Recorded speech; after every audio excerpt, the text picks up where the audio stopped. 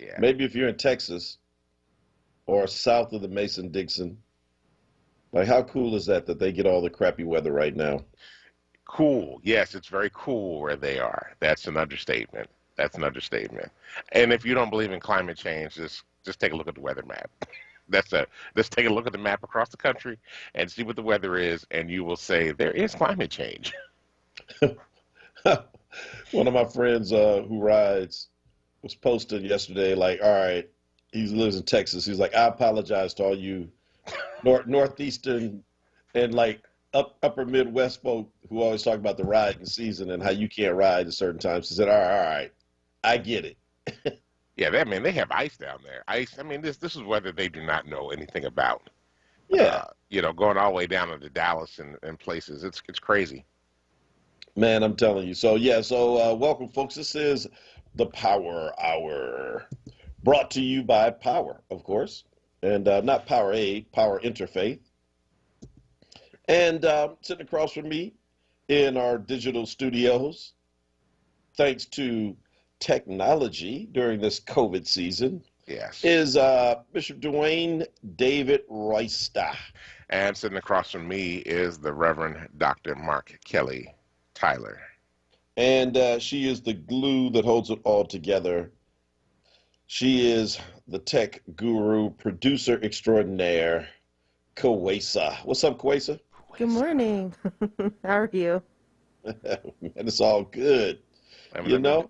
let me do my daily check. How was your riding this morning? It should have been great, other than it might have been a little wet, but it was warm out, right? It's warmer, and the rain is a bit of a nuisance. But yeah, it wasn't really bad at all. Just yeah, it's the precipitation that's out there. The water droplets. They're a real thing, and Gotcha.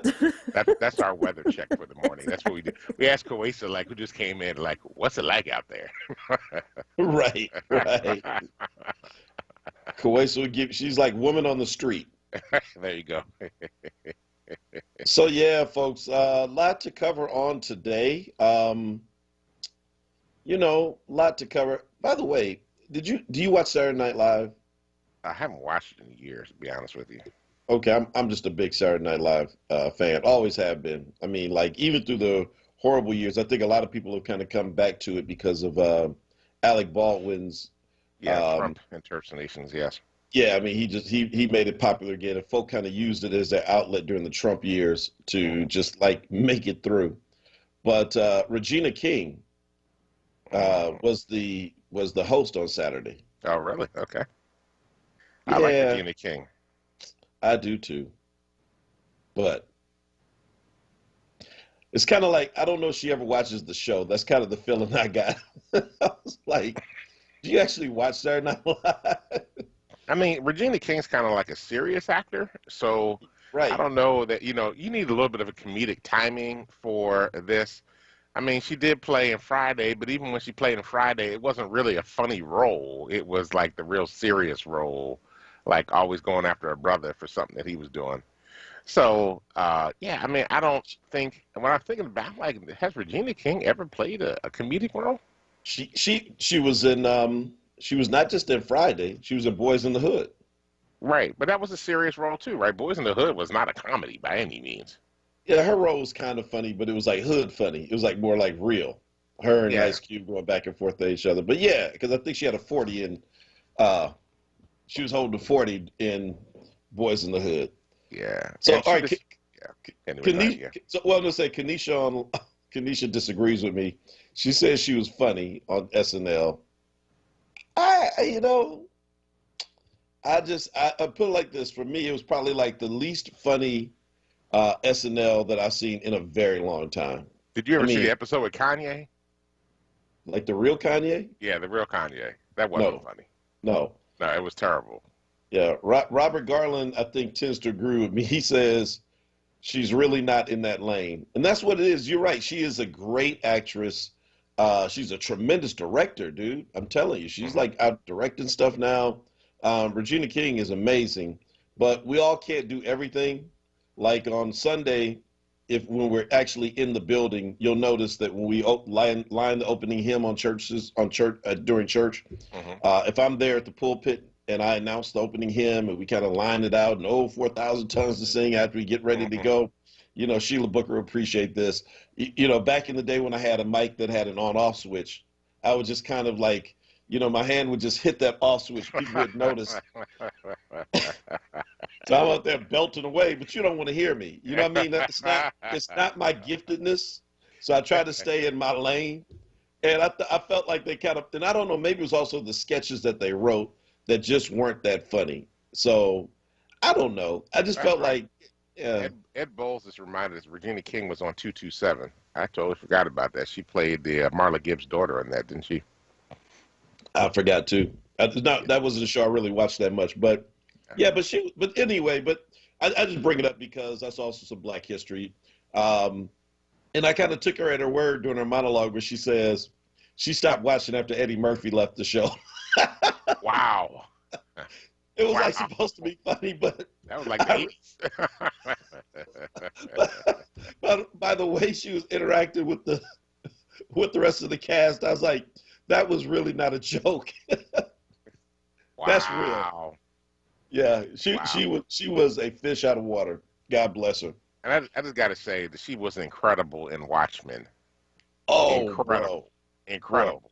That was incredible. And what did she just get done directing?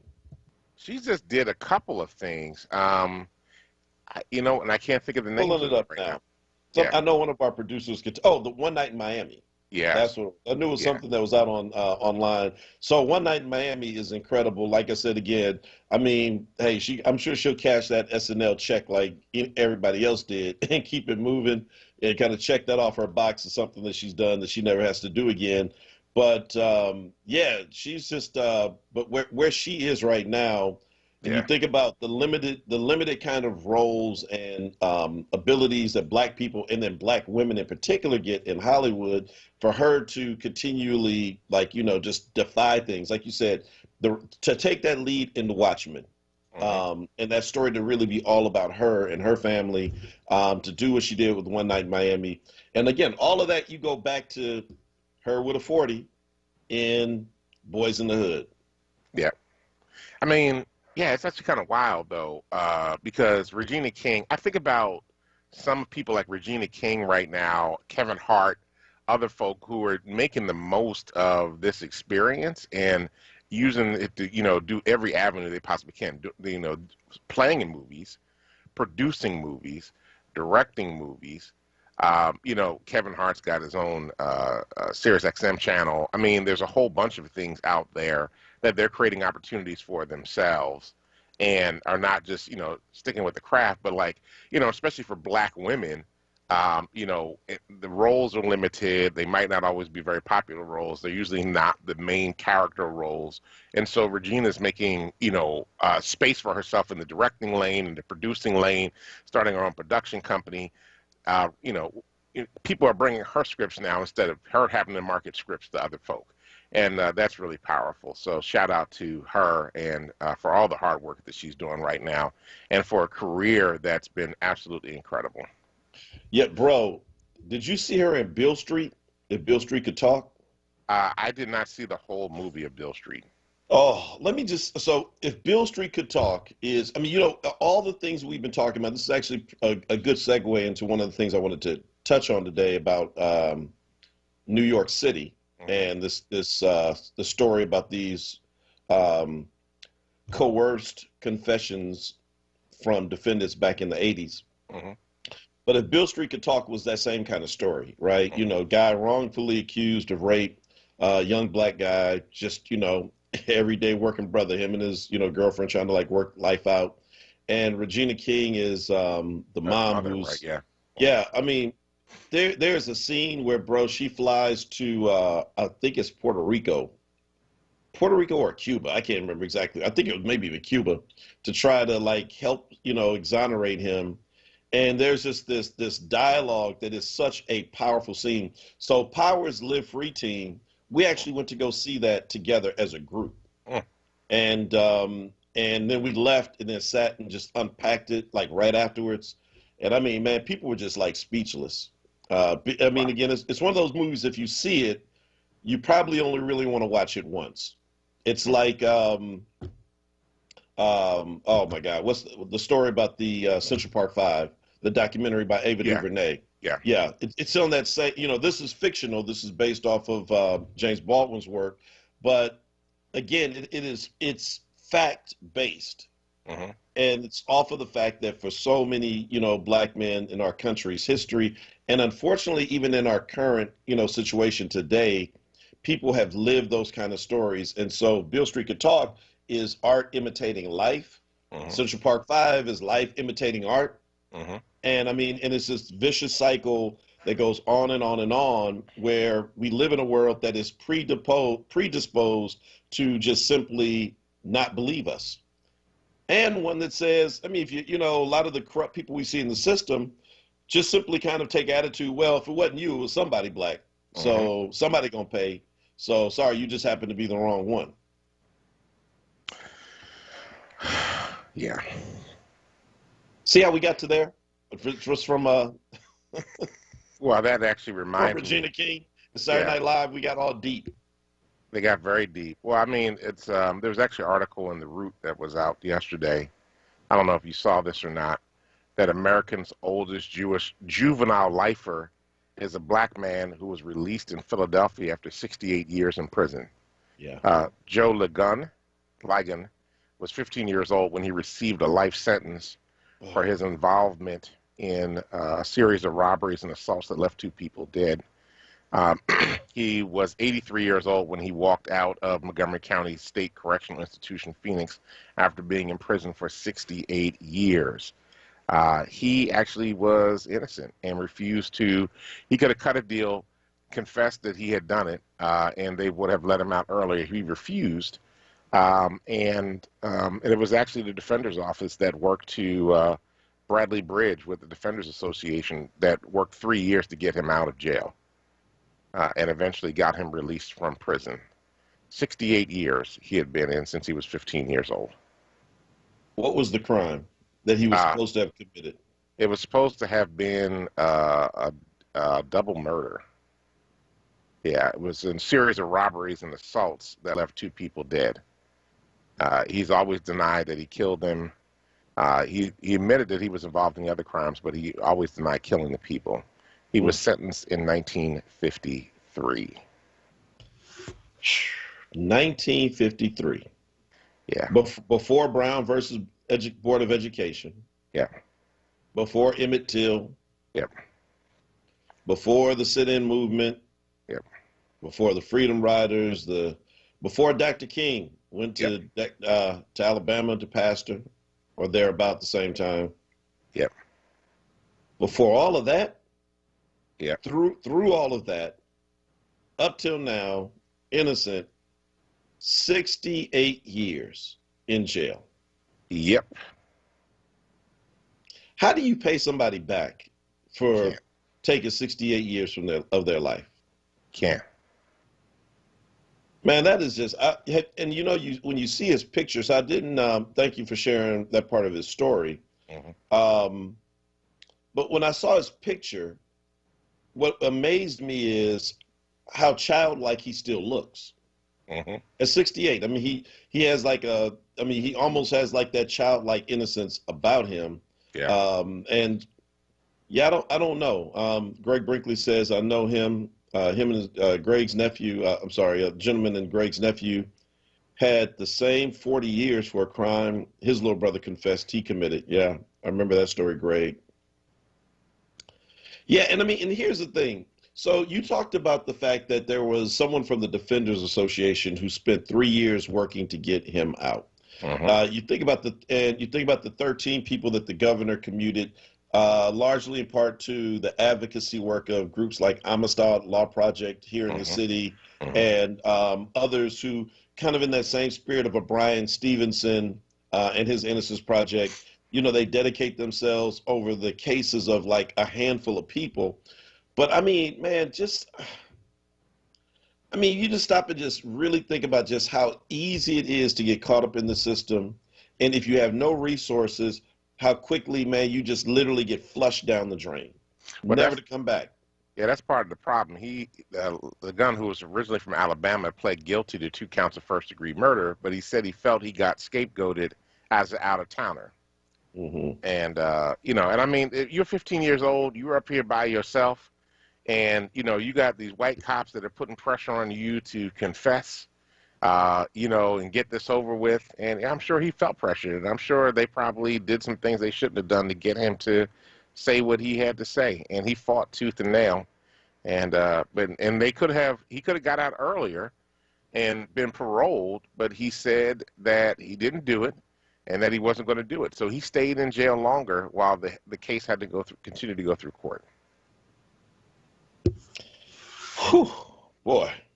That's just a nightmare to wake up in, right? You did not commit a crime. You're in jail for it, and you could be facing life in jail for it. And you don't. How do you? It's amazing his resolve and his tenacity to fight through that for 68 years, knowing that he didn't commit the crime. That's deep. Mm-hmm. Mm-hmm. That's deep. Yeah, it kind of makes you think of that. The movie Life with Eddie Murphy, and I mean that's the more the funny version of all of this, right? Eddie Murphy and Martin Lawrence, but again, who spend life in jail for a crime that they did not commit, framed, and it's just man, I tell you again, it's overwhelming, is what it actually is, and so God bless all of those people who do the work. Bernita reminds us to consider making a donation to the Innocence Project.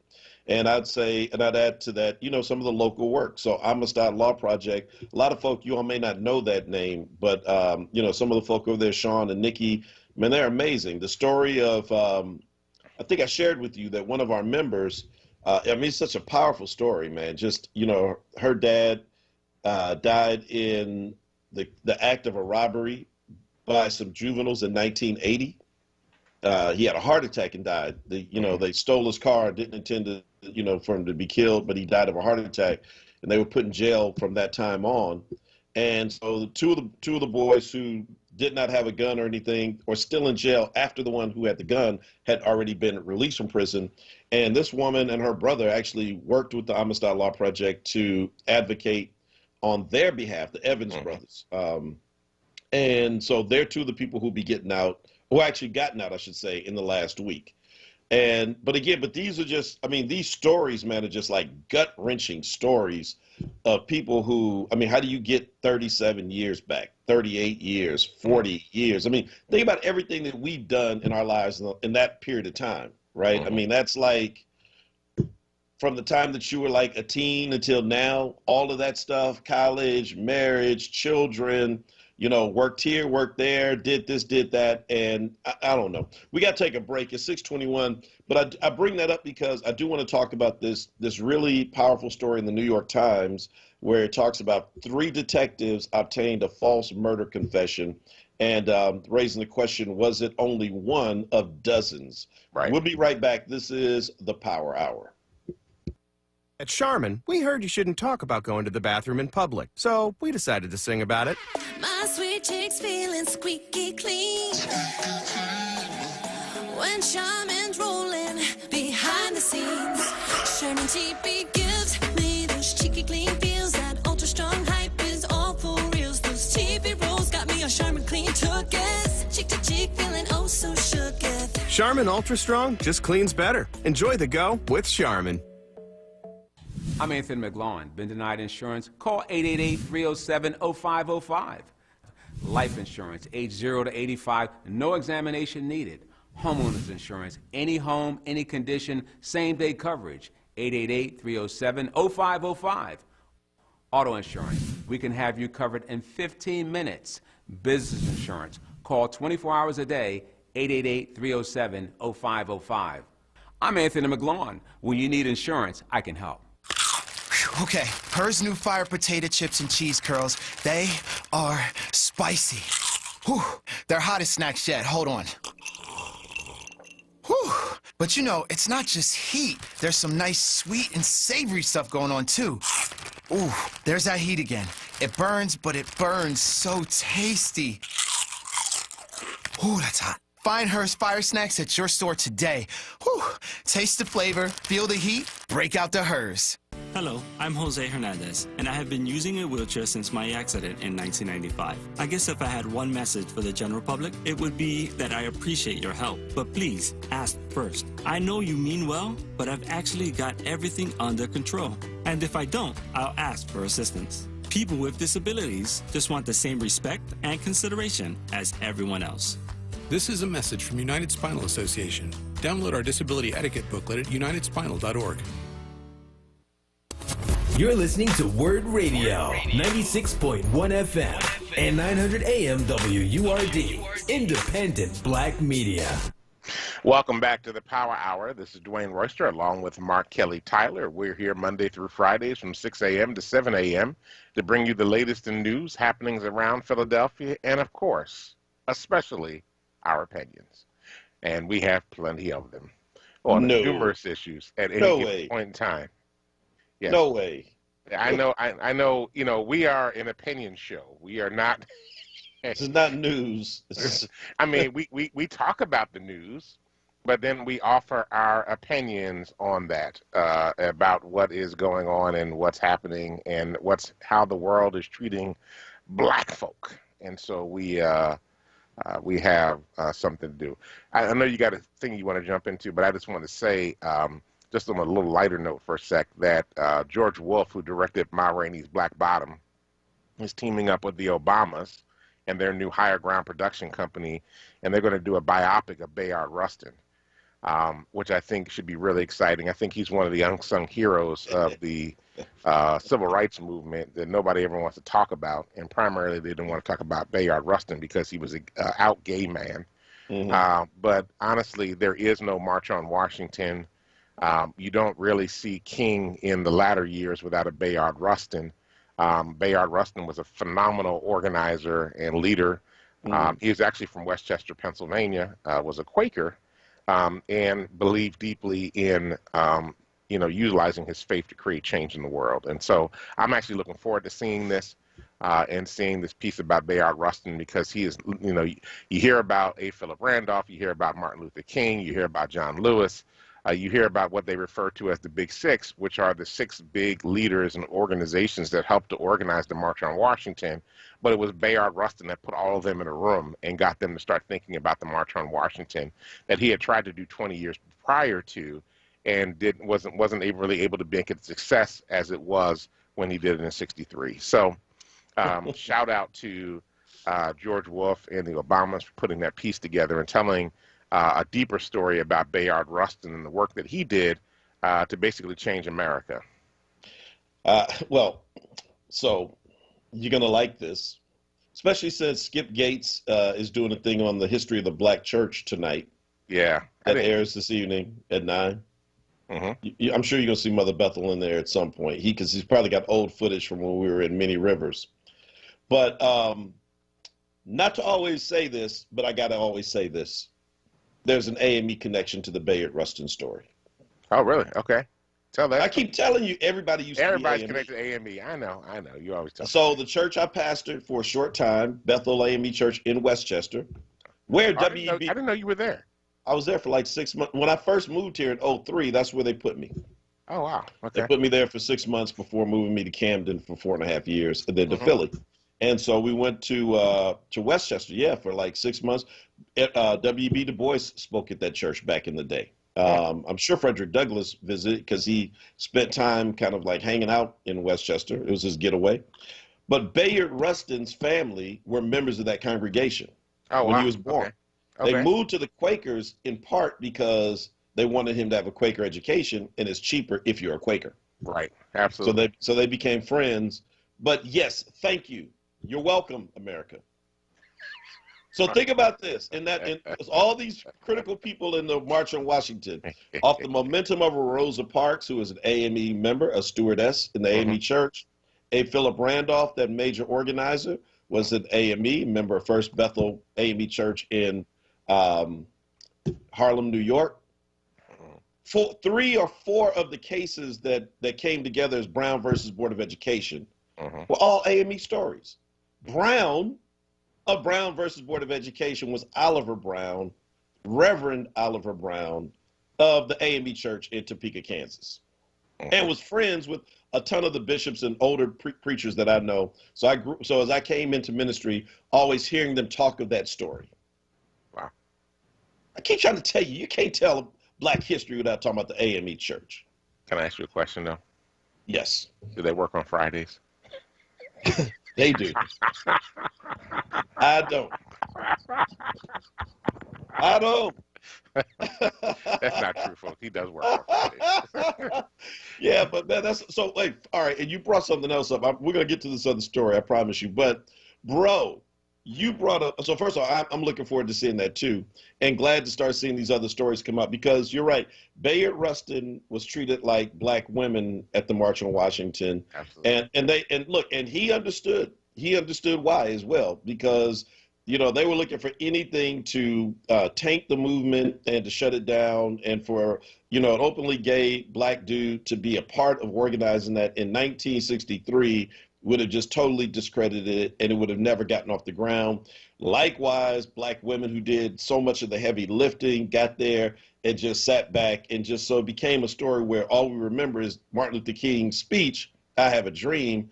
But think of all the people who had to sacrifice themselves and, you know, they're being in front in order for that moment to happen. Well, let me just say, they didn't sit back. They got sat back. There's a they difference. sat back. No, I disagree.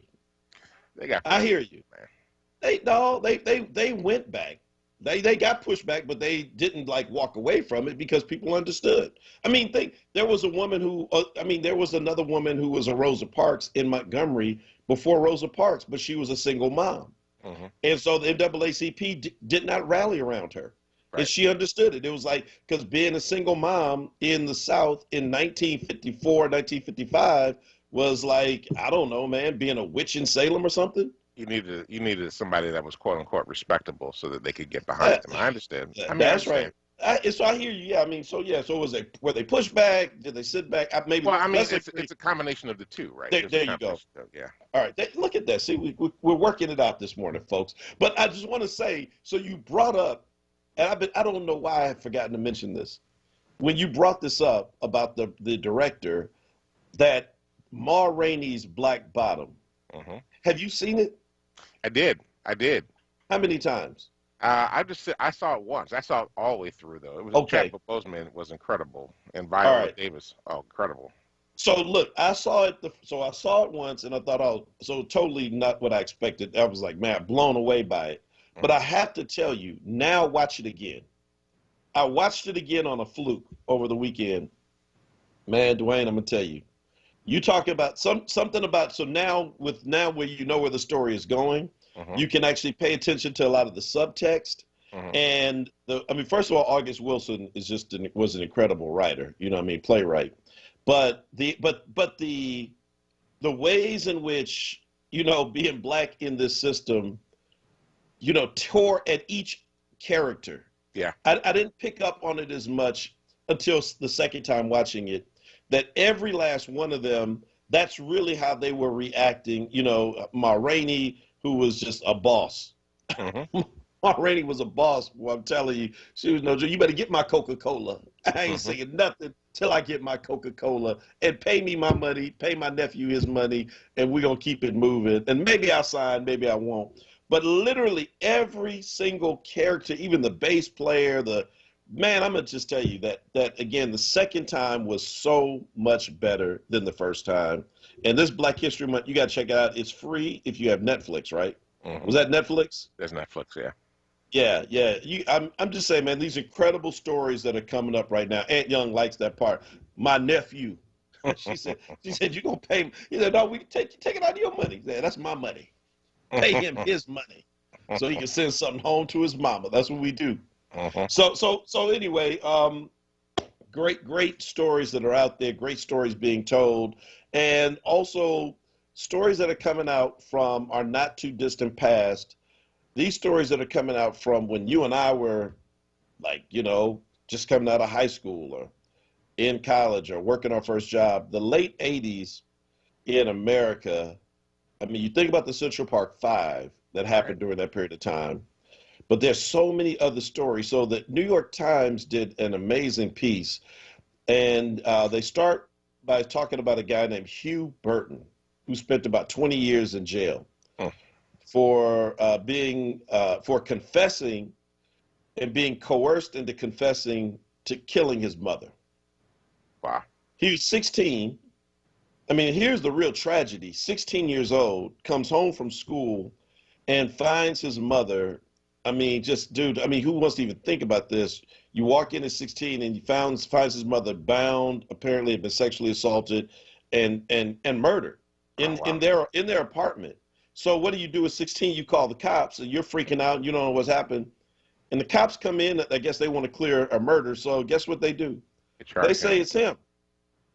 And so they use these tactics that are very much like what you see on television. Somebody lifted up Nelson Mandela did 27 years on our Facebook feed. Yeah. So it's very much like the like what you would imagine in an apartheid state.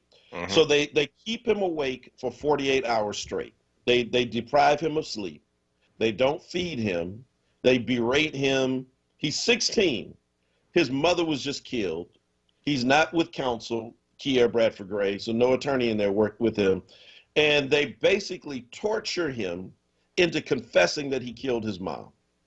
And he does 20 years just about before he's released. And so it's actually the Bronx DA that's uncovering all of this. And they're saying that there are at least like 31 other homicide cases where guilty verdicts were handed down and they mainly relied upon confessions that they believe now were all coerced. Yeah. Yeah. And that was the practice back in the day. Well, it's probably part of the practice today. I'm like, are you serious? 16. Your mom's been killed, and 48 hours later, you find yourself signing a piece of paper that you did it because the cops who should have been there for you to help you through this moment were so desperate to close this case that they, pin it on you. I mean, see, to me, it's not simply enough that these folk get to go free. Somebody need to go to jail. Absolutely. Forget paying some restitution. If you coerced a 16-year-old into a confession, you ought to be locked up for the rest of your life. False imprisonment. Oh my God. Policing malpractice. I just can't, man, it's just like, how is this even possible? This is not 1959. That was 1989. But we just saw, though, and recently, that the mindset of these folks is still the same way. How many police officers and federal agents were involved, including some members of the Capitol Police, were involved in the insurrection, right? That believe these racist tropes and that live this reality, including one of the Philadelphia police officers that was responsible for recruitment of police, that believe this garbage, that believe in white supremacy, that continue to believe that black folk are inferior and that we should all be in jail or that the jail should be on top of us, right? It's not new then. It wasn't new in the 80s when they were doing it. They were doing it back prior to that during the Jim Crow era. And then they were doing it during the time of slavery when they were capturing runaway slaves and the way that they treated slaves. And it doesn't make a difference the fact that we are in 2021, as long as this illness, this sickness, this leprous disease called white supremacy continues to exist in police departments, and that the main thing that we're really trying to do is just get convictions instead of trying to get to the truth and get to justice, we will continue to see this happening over and over again, whether it's in New York, or whether it's in Philadelphia, or whether it's in Podunk, Kentucky. It doesn't make a difference where it is, as long as we continue to allow uneducated, unenlightened white folk to exist in the criminal justice system. It will continue to perpetuate injustice, continue to impress those of us that have been kissed by the sun, that have melanin flowing through our skin, that we might have some attributes that point back to Africa. Some way or another, people will continue to try to find ways to put the jail on top of us. And us underneath it, on top of us, behind it, Yeah, I mean, bro, this is what I'm saying. We're fighting a corrupt system. And so Hmm. you can't just take the actors out of the top of the system and think that is enough. And by the way, Sheila, I agree with you. Don't forget the restitution. Absolutely. I didn't mean to say don't give it. What I meant is, yeah, give that, but you need something much more than that, because the only thing that's going to stop this is when somebody pays. It's like police shootings, right? We've been saying all along that police shootings will stop when cops start getting arrested and convicted and doing major time for it. And number two, when they got to pay for their own defense, when they've got to, when they have to pay. I mean, when you make people pay for what they do that's wrong, they will change their behavior. But as long as you get to do it and there's no consequence at all, I mean, half the time it's just you just get moved to a different department. You get promoted up. So I mean, if there's not a price to pay, then you're going to continue this. Like you said, so are the practices in New York so different between 1989 and 2021? I certainly hope so. But you got to believe there are a lot of people who work in these departments now in these major cities who were trained and mentored by these detectives. This is how you get a confession. Scare the hell out of them. Get them before their attorney gets in. Shut the room, and man, I'll tell you, I'm sure Kier has horror stories. Don't let them go to the bathroom. Don't give them anything to drink. Don't give them any food. Right. Don't let them fall asleep. Rotate in the detective. So when they start to fall asleep, get a fresh detective in there. You go take a nap while somebody else comes in and handles it. I mean, you are victimized in the process. Yeah. Rochelle Bilal says, amen. I've been screaming this for decades. All right, folks, look, it is 6:40. We got to take a quick commercial break. Don't let me forget today also to share with you we have something tonight that's free that you can log on to at 7 o'clock before the Skip Gates thing for Mother Bethel. It is our Historical Society's Black History offering, our Founders Day, and it's got something to do with Fairmount Park in Philly, and some unknown Black history in Philadelphia from 1876. That's right at Mother Bethel. We'll be right back on the other side of this break. It is the Power Hour. Come on, we need that. Talk to Troy about that. We got to get that in there, the Power Hour. We'll be right back.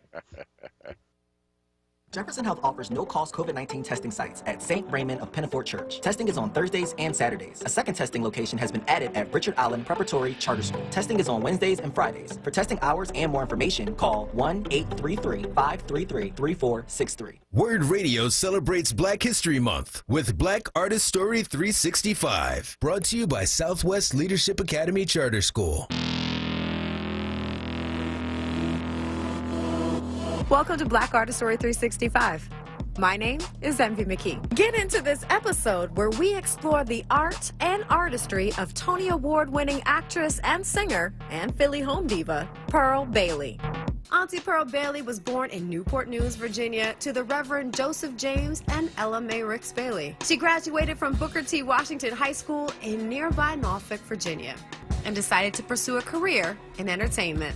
She began by singing and dancing in Philadelphia's black nightclubs in the 1930s and soon started performing in other parts of the East Coast. She settled in New York City. She performed with famous folk like Cab Calloway and Duke Ellington. In 1946, she made her Broadway debut in St. Louis Woman. She was in a whole bunch of films too, honey, including the iconic Carmen Jones, starring Academy Award nominee Dorothy Dandridge. If you recall, Auntie Pearl played Carmen's friend, Frankie. Tell you why I wanna dance. It ain't the sweetness in the music. I like the sweetness in the music. But that ain't why I wanna dance.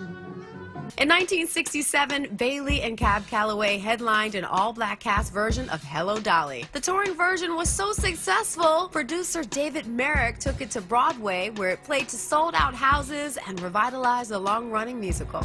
Bailey was given a special Tony Award for her role, and RCA Victor made a second original cast album. All those lights over there seem to be telling me where I'm going. When the whistles blow and the cymbals crash and the sparklers light the sky, I'm gonna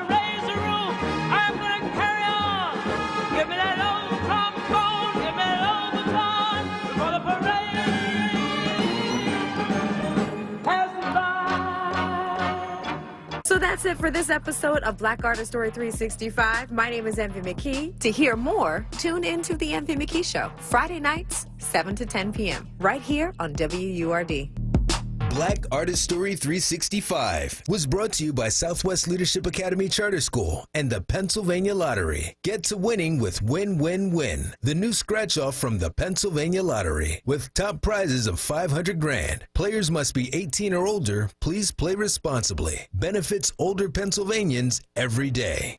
Join WURD Radio Wednesday, February 17th at 5 p.m. on Evening Words with Nick Taliaferro for a special host roundtable to discuss our new podcast onWURD 2020 in Black, co-moderated by WURD CEO Sarah Lomax Reese. Tune in as we look back at the issues of 2020 during Black History Month. We'll explore how WURD, one of the few Black-owned talk radio stations in the country, covered the COVID-19 crisis, the racial justice protests, and the 2020 presidential election. You don't want to miss this discussion, featuring Solomon Jones, Charles Ellison, Bishop Dwayne Royster, Andrea Lawful Sanders, Sarita Martin, Brother Shamari, and Joanne Bell. Wednesday, February 17th at 5 p.m. exclusively on WURD Radio, 96.1 FM and 900 AM WURD. Streaming live on WURDradio.com, the WURD Radio app, or watch live on WURD TV via Facebook and YouTube. Now, a traffic update on WURD Radio.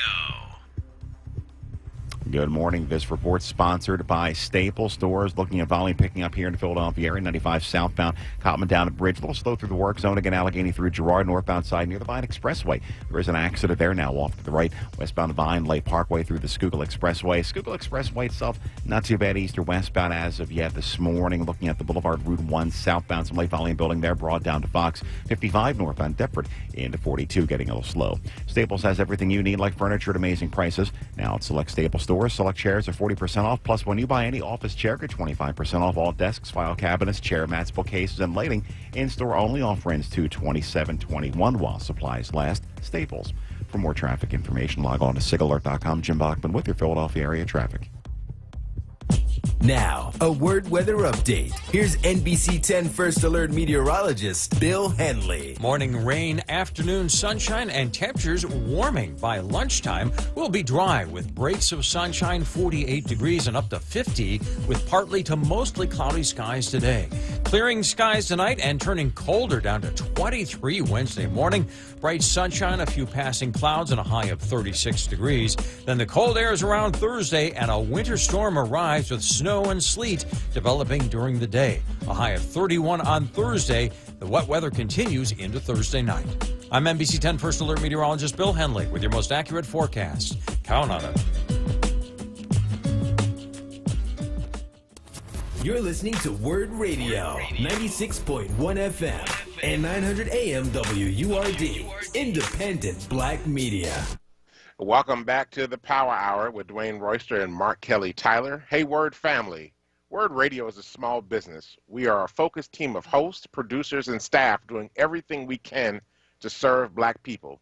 We're dedicated to putting the needs of Black people front and center every day, and we honor the names of those who have made Black history. Yes, there's Dr. King, Shirley Chisholm, Marcus Garvey, Toni Morrison, Malcolm X, and the list goes on. But how are you making Black history? This is one of the most challenging times in history, and we need you to stand with us. For $90 per year, which is $1.73 per week, or 24 cents per day, you can take action. Let us know that what we do matters to you. Sign up today at wordradio.com/join now. Upon checkout, type in the name of a person in Black history that you honor or the host that sent you and be heard. Find more information at www.wordradio.com/join now. And I want to say, actually, I don't want to ask you to do things that I don't do. So yesterday, I got a WURD membership myself. So I could be another part of the WURD family and put my money where my mouth is and make sure that I support the work that happens here on WURD Radio. So I would encourage you to do the same thing.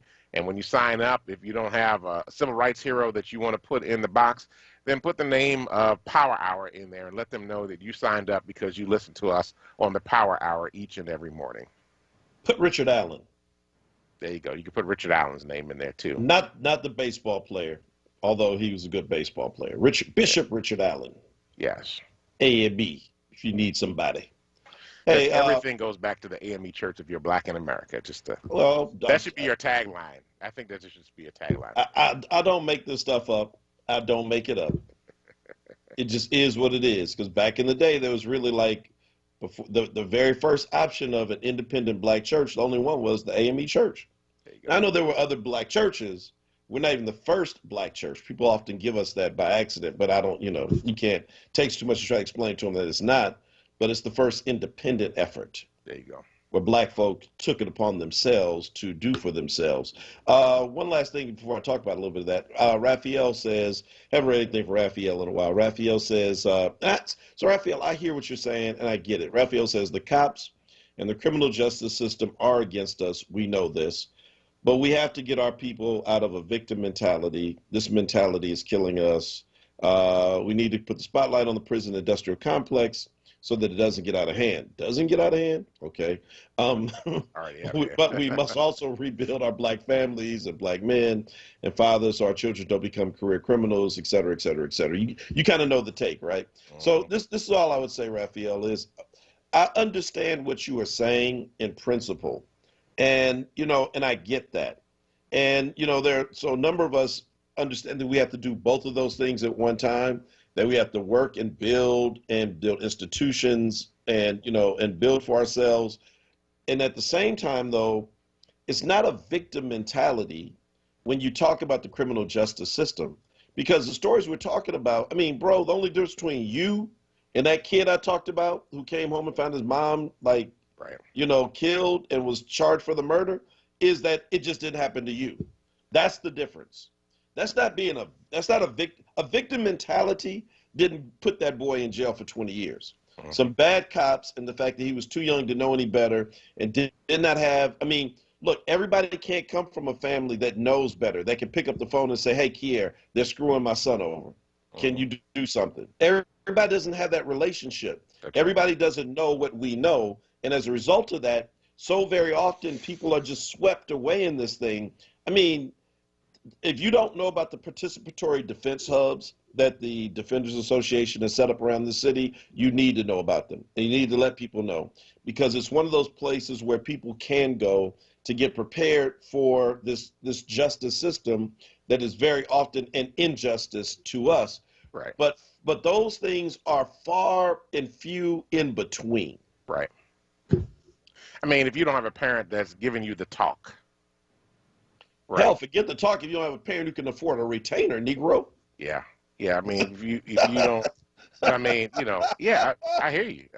But that's seriously, true. Look, I'm gonna give you the talk, but it's like, but the talk don't mean anything when you are. Seriously, stop and think about this.